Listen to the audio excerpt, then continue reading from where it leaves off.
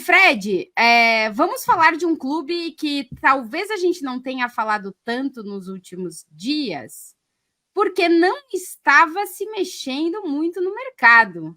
Então a gente deixou um pouco de lado, mas hoje teve notícia no Liverpool. Pois é, Federico Chiesa já desembarcou aqui na Inglaterra, vai ser anunciado, não sei se ainda hoje ou amanhã, de maneira oficial pelo Liverpool, mas já tem vídeo dele gravando vídeo na saída lá de Turim, dizendo que estava muito ansioso para vestir a camisa do Liverpool. Uma contratação surpreendente, claramente uma oportunidade de mercado, né? O Liverpool não estava atrás de um atacante.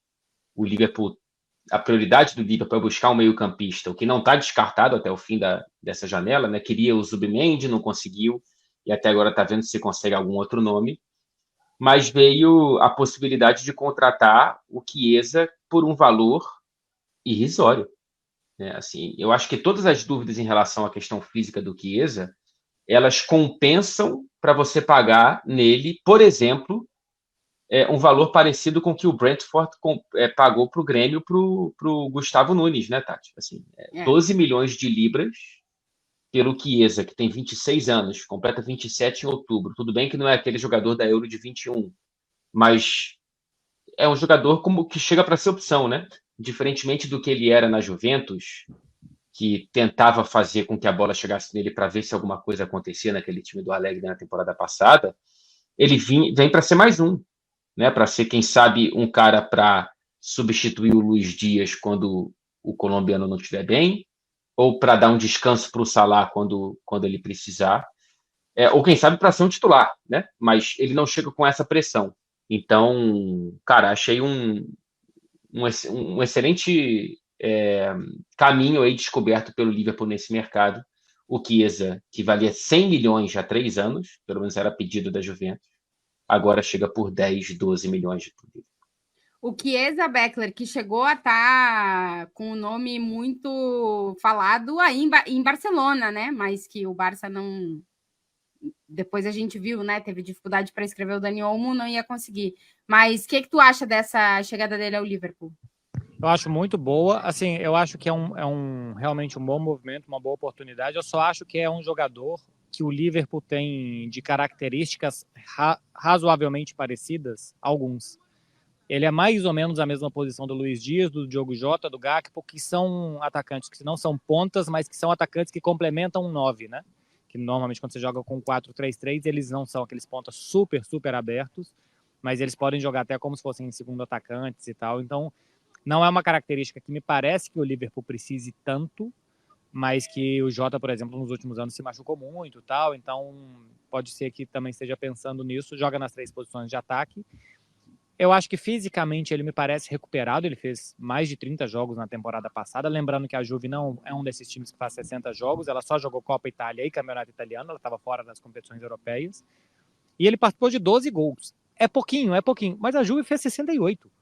Então, assim, ele acabou participando até de uma quantidade considerável para um time que era completamente apático no setor ofensivo, e ele teve até uma participação interessante.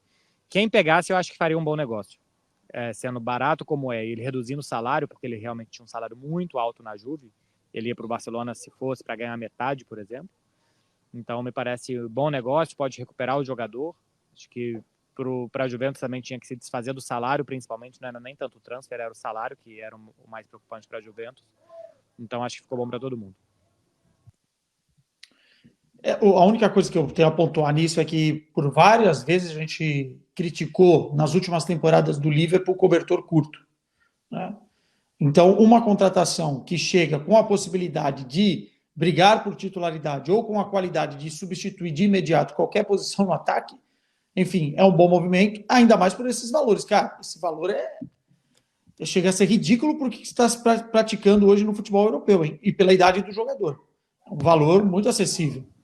Mas eu acho que a gente critica mais o cobertor curto do Liverpool nas posições de defesa e meio. E não fez nenhum movimento. E, aliás, o Fabrício Romano está informando agora que o Barcelona está atrás do Bacetich, por empréstimo e tal, porque o Marc Bernal ontem se machucou, né, não joga mais a temporada. E pro ataque ainda tá aparecendo o Elliott, né? Que não é um atacante, mas que na temporada passada jogou muitas vezes em posições ofensivas e foi muito bem, inclusive. Assim, acho que terminou bem a temporada. Terminou a temporada bastante bem. Então acho que o que o Liverpool precisa mais é de reserva para as laterais, se o Arnold for para o meio-campo, um lateral direito mais pronto e tal, e mais jogadores para o meio-campo com características diferentes para mudar a forma do time jogar, e eu acho que isso o Liverpool continua tendo pouco. Então, 2 pontos rápidos. O valor do Chiesa, o Liverpool quase que cobre, só com a parcela que recebeu da venda do Solanke do Bournemouth para o Tottenham. Que quando o Liverpool vendeu o Solanke para o Bournemouth lá atrás, em 2019, tinha uma cláusula de futura venda de 20%. Então, os 20% da venda do Solanke para o Tottenham praticamente cobrem o Chiesa. Então, assim, é um valor realmente muito, muito, muito pequeno de transferência. O salário do Liverpool não é reconhecidamente é uma diretoria que paga salários bastante sóbrios. Então, o Chiesa vem receber menos do que recebia na Juventus. Então, acho interessante. E eu mandei para o João, Tati, uma artezinha com o campo do elenco do Liverpool, para a gente dar uma olhada realmente nessa questão do cobertor, né? Para ver o que e onde precisa mais.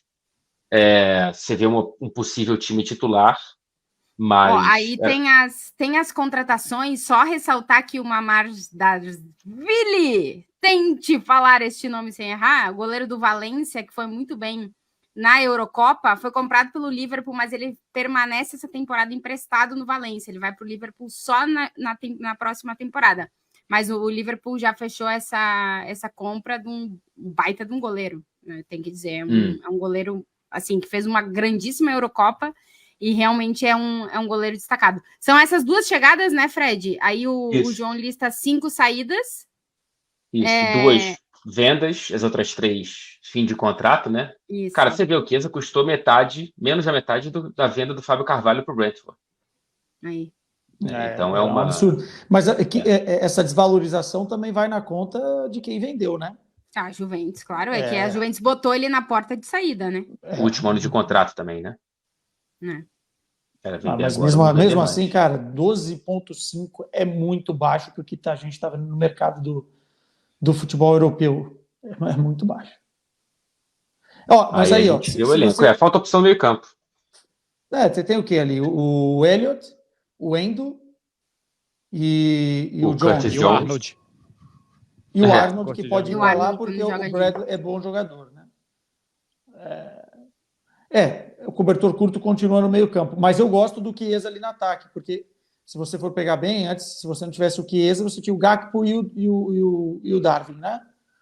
Basicamente. E agora tem mais um jogador, acho que é interessante. O Elliott também podia fazer, né? Como o Marcelo falou. Mas eram 5, agora são 6, né? Pro ataque.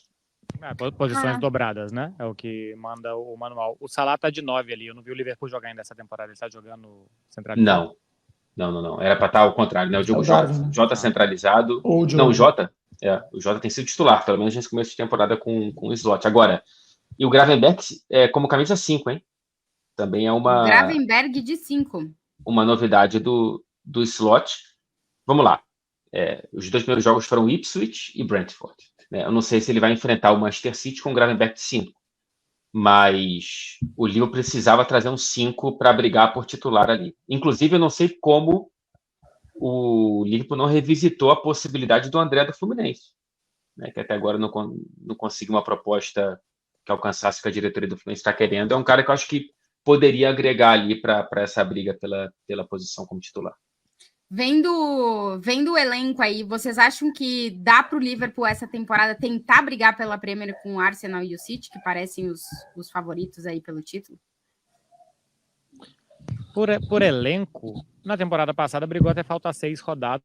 Faltou um pouco de elenco, mas faltou principalmente cabeça para o Liverpool, né? No final da temporada passada, assim, era um time de fio desencapado, né? Assim, Salah e Klopp brigando na beira do campo e como entregou entre muitas aspas, né? Assim, mas como competiu mal aquele jogo que amassou o Manchester United, empatou por 2-2 e a partir dele perdeu o campeonato. Mas teve o campeonato inteiro bem. Eu tenho mais dúvidas sobre o técnico do que sobre o elenco. Porque o elenco, se o Konaté tiver um ano mais saudável, se o Szoboszlai fizer um ano inteiro bom e tal, temporada passada ele foi de altos e baixos também, eu acho que o elenco até dá. É pior, na minha opinião, do que os outros 2, mas até dá. Salah, um ano mais velho e tal. Mas eu tenho muitas e muitas dúvidas com a troca do técnico, né? Trocar o Klopp é muito difícil. Então, a minha principal interrogação do Liverpool, por mais que também tenha no elenco, é o que o Slot vai conseguir fazer para substituir o Klopp. Eu não acho que briga, tá? Eu também acho que não. Eu não acho que briga. Até porque o City e o Arsenal deram um passo à frente. O City trouxe o Gundogan de volta e não perdeu ninguém principal ali. E o Arsenal traz o Calafiori e tem o Timber voltando do departamento médico, que pode abrir o leque ali também no sistema defensivo, e fechou com o Merino, né? Então, eu sinto que a concorrência deu um passo à frente e o Liverpool tem que se entender com essa troca de treinador e com o reforço que vem para o elenco e não para o time titular, diferentemente dos outros dois concorrentes. E briga por G4. Briga por vaga na Champions. Acho que por título vai ser um pouco surpresa. E é isso, cara. Não tem muito o que falar. O Slot ainda vai ter que ganhar a confiança dos caras, né? Porque é tudo muito bonito. O Klopp cantou o nome dele quando se despediu e tal, mas no dia a dia do trabalho, enfim, você tem uma certa dinâmica que já era instaurada e vem um cara novo tentando mudar algumas coisas. Aí pode ser que jogador aceite, jogador que está mais tempo lá talvez não goste tanto, e esses ajustes, eles não são finos, né? Eles demoram talvez uma temporada toda para acontecer. Então, eu acho que não é hoje favorito para vencer a Champions, favoritos para vencer a Premier, favoritos Manchester City e Arsenal. E acho que está de bom tamanho, tá? Acho que a pressão tem que ser em fazer uma temporada de transição para um novo modelo, ainda enquanto competidor, mas não enquanto favorito. E na Champions, a situação é a mesma? Ou seja, volta para mostrar que está de volta e não fazer feio? Ou tem alguma possibilidade, por ser uma competição que vai ter uma liga inicial, mas depois é mata-mata, né? Vai muito depender da questão do sorteio, mas vocês já acham que na Champions, até por ter mantido, digamos que, pelo menos alguns líderes, né, do vestiário estão aí, os caras continuam sendo os mesmos, mas são mesmos muito importantes para o ecossistema do Liverpool em competições europeias. Acham que na Champions dá para arranhar alguma coisa esse Liverpool ou mesma coisa aqui na Premier? Tem mais chance. Tem mais chance na Champions de seguir mais vivo, porque é o Liverpool, né? A gente não pode tirar o fator Anfield, a gente não pode tirar o fator história também do clube. E tem bons jogadores para isso, né? Tem jogadores experientes que já jogaram a competição muitas vezes e tal. E no mata-mata você pode ter uma certa instabilidade. Olha só o que aconteceu com o Bayern de Munique na temporada passada, né? Um time extremamente instável. Não estou comparando o elenco, qualidade, nada. Mas um time totalmente instável que perdeu tudo e chegou numa semifinal de Champions. E se não fosse a bruxaria, o Dortmund, a bruxaria do Real Madrid, no finalzinho ali, Tati, poderia ter ido para uma final dos Campeões com todos os problemas que tinha. Então, eu acho muito difícil quando você tem uma liga com o Manchester City e um Arsenal fazendo esses duelos temporada após temporada, que é mais constante, né? E o Pep Guardiola especialista em vencer em pontos corridos, você brigar do que numa Champions, quando você pode realmente ter ali uma facilidade no sorteio e no mata-mata é o Liverpool na Liga dos Campeões. Mas assim, quartas de final, né? A partir daí, o crescimento do time, mas oitavas, quartas, porque assim, vamos classificar 8 para as oitavas, né? E depois do 9º ao 24º tem que jogar um playoff. Eu não sei se o Liverpool vai estar entre os 8 primeiros, de cara, assim, não sei se ele é favorito até entre os 8 primeiros. E depois, já no primeiro playoff, ano passado tomou uma sapatada da Atalanta.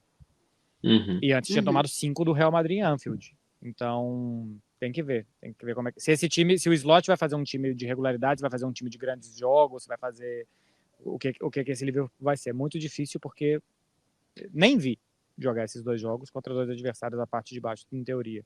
E a mudança do técnico, para mim, é muito grande.